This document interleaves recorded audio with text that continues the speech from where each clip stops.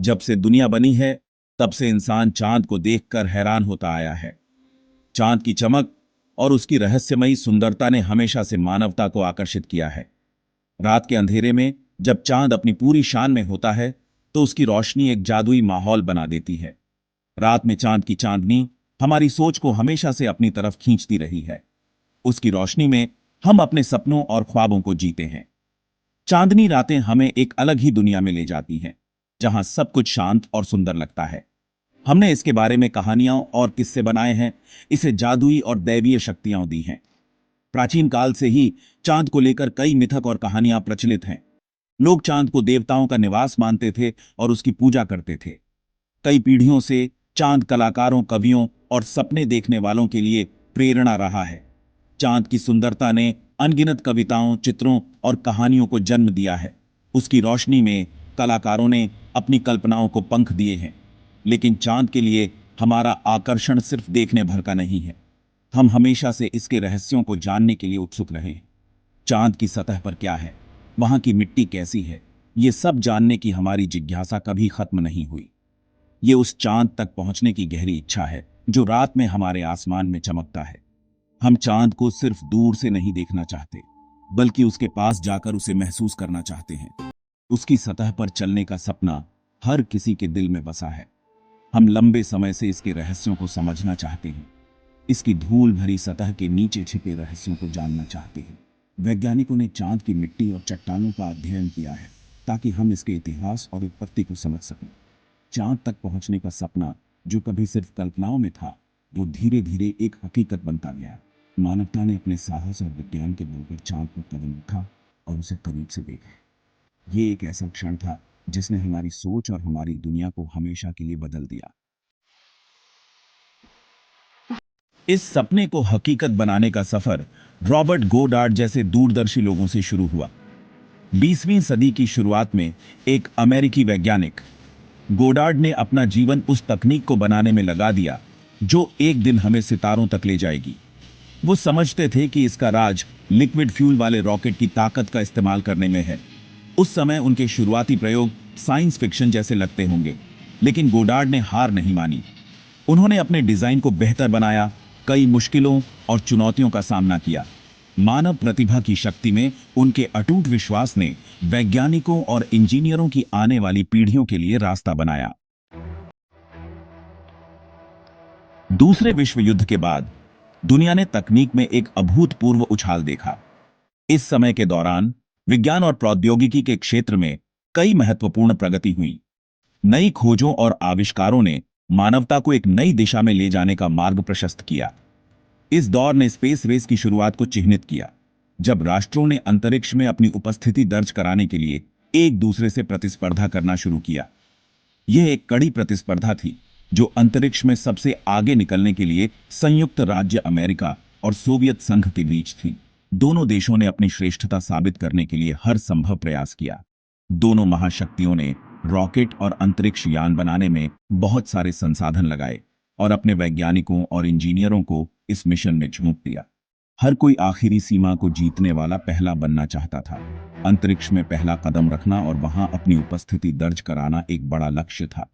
दांव ऊंचे थे, जो सिर्फ वैज्ञानिक उपलब्धि से कहीं आगे तक फैले हुए थे। यह एक वैश्विक प्रभाव डालने वाला संघर्ष था, जिसमें राजनीतिक तनाव भी शामिल था। स्पेस रेस वैचारिक और राजनीतिक प्रभुत्व के लिए एक प्रतीकात्मक युद्ध का मैदान बन गया। यह संघर्ष केवल अंतरिक्ष में नहीं, बल्कि विचारधाराओं के बीच भी था। यह न केवल तकनीकी कौशल, बल्कि एक राजनीतिक व्यवस्था की दूसरे पर श्रेष्ठता साबित करने की दौड़ थी।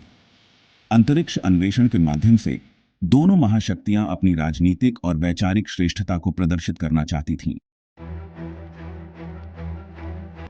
1957 में सोवियत संघ ने स्पुतनिक 1 पृथ्वी की परिक्रमा करने वाला पहला कृत्रिम उपग्रह लॉन्च करके दुनिया को चौंका दिया।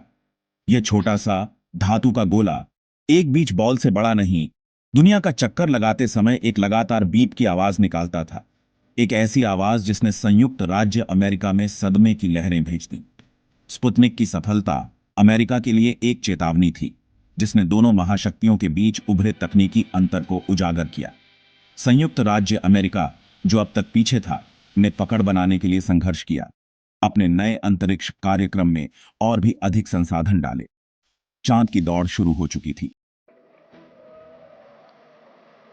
1961 में राष्ट्रपति जॉन एफ कैनेडी ने राइस यूनिवर्सिटी में एक ऐतिहासिक भाषण दिया, जिसमें उन्होंने साहसपूर्वक घोषणा की कि संयुक्त राज्य अमेरिका दशक के अंत से पहले चांद पर एक आदमी को उतारेगा। कैनेडी के शब्द पूरे देश में गूंज उठे, जिससे उद्देश्य और दृढ़ संकल्प की सामूहिक भावना जागृत हुई। हम चांद पर जाने का विकल्प चुनते हैं, कैनेडी ने घोषणा की, इसलिए नहीं कि यह आसान है, बल्कि इसलिए कि यह कठिन है। उनकी चुनौती ने देश को प्रेरित किया, वैज्ञानिकों, इंजीनियरों और अंतरिक्ष यात्रियों की एक पीढ़ी को मानव उपलब्धि की सीमाओं को आगे बढ़ाने के लिए प्रेरित किया। अपोलो कार्यक्रम का जन्म हुआ। चांद का रास्ता जीत और त्रासदी दोनों से भरा था। 1967 में दुनिया ने डर के मारे देखा जब अपोलो 1 अंतरिक्ष यान में लॉन्च रिहर्सल के दौरान आग लग गई, जिसमें सवार सभी 3 अंतरिक्ष यात्री मारे गए। यह आपदा अंतरिक्ष अन्वेषण में शामिल भारी जोखिमों की एक कठोर याद दिलाती थी, लेकिन अपोलो कार्यक्रम रुका नहीं। अपने गिरे हुए साथियों की याद और अपने मिशन के महत्व में अटूट विश्वास से प्रेरित होकर नासा के इंजीनियरों और तकनीशियनों ने सुरक्षा प्रोटोकॉल में सुधार करने और यह सुनिश्चित करने के लिए अथक प्रयास किया कि ऐसी त्रासदी फिर कभी ना हो।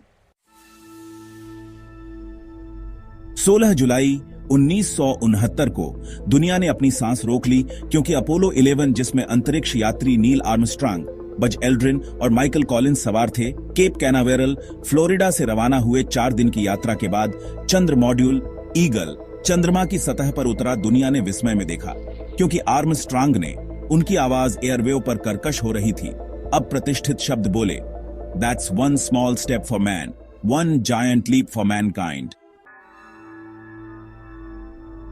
आर्मस्ट्रांग और एल्ड्रिन ने अगले कुछ घंटे चंद्र सतह की खोज, अमेरिकी झंडा लगाने, चंद्र नमूने एकत्र करने और वैज्ञानिक प्रयोग करने में बिताए।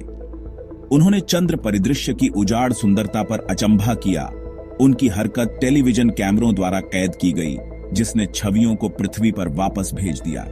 उनकी यात्रा, मानव सरलता और साहस का प्रमाण दुनिया भर के लोगों की कल्पनाओं पर कब्जा कर लिया। यह एकता और साझा आश्चर्य का क्षण था। इस बात का प्रमाण था कि जब हम बड़े सपने देखने की हिम्मत करते हैं, तो मानवता क्या हासिल कर सकती है। अपोलो 11 मिशन ने मानव इतिहास में एक महत्वपूर्ण मोड़ को चिह्नित किया। यह वह क्षण था जब मानवता ने पहली बार अपने गृह ग्रह से परे कदम रखा और चंद्रमा की सतह पर अपने निशान छोड़े। यह एक ऐसा कारनामा था जिसने न केवल विज्ञान और प्रौद्योगिकी के क्षेत्र में, बल्कि मानवता की सामूहिक कल्पना में भी एक स्थायी छाप छोड़ी। यह मानवीय महत्वाकांक्षा और ज्ञान की निरंतर खोज की शक्ति का प्रमाण था। वैज्ञानिकों, इंजीनियरों और अनगिनत अन्य लोगों की कड़ी मेहनत और समर्पण ने इस असंभव सपने को साकार किया। यह मिशन एक अनुस्मारक था कि जब हम एक साथ काम करते हैं तो हम असाधारण चीजें हासिल कर सकते हैं। चंद्रमा की लैंडिंग ने आने वाली पीढ़ियों को प्रेरित किया, यह प्रदर्शित करते हुए कि अगर हम अपना मन लगाते हैं तो कुछ भी असंभव नहीं है।